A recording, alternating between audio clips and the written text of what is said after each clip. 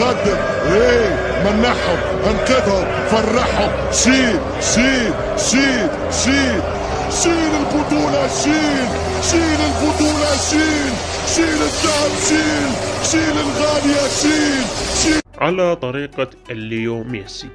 هكذا احتفل المخرج مهند أبو خمرة بإنهاء عمله الجديد والذي سوف يعرض في رمضان لعام 2023.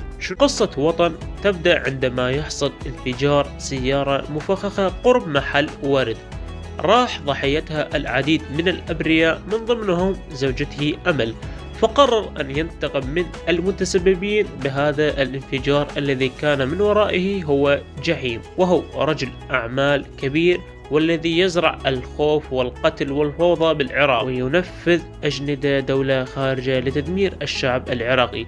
فيبدأ بعدها وطن حربه على هذه العصابات والميليشيات، ويقوم بتصفيتها وحده بالكامل، وينضم بعض أفراد الشعب الذي أطلقوا على نفسهم لقب الوطنيين، الذين يقتدؤون به ويساعدونه في معركته ضد الفساد. يرتدي وطن قناعا مصنوعا من القطرة، ويحمل سلاح يعرف بالمغوار، وهو السلاح الذي حارب به العراقيين الجيش الإنجليزي وطردهم من الأراضي العراقية في ثورة العشرين.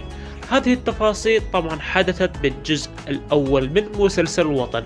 الجزء الثاني راح تشوفون تغيرات أكثر بعد من الجزء الأول. وبس، هذا كان فيديو اليوم. حبينا نقول لكم إنه وطن راح يرجع لكم إن شاء الله بعمل جديد وقصة جديدة إن شاء الله راح تصير برمضان هذا على قناة الشرقية. هذا كان فيديو اليوم، لو عجبك أتمنى من الجميع يدعمنا باللايك والاشتراك وتفعيل زر التنبيهات حتى يصلكم كل شيء جديد على القناة.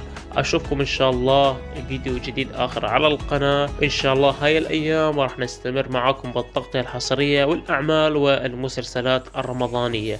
إذا حابين تتابعونا على حساباتنا الشخصية على الانستغرام أو على الفيسبوك، هاي الروابط موجودات بالوصف ومثبتات بأول تعليق. أشوفكم إن شاء الله فيديو جديد آخر على القناة، ويلا مع السلامة.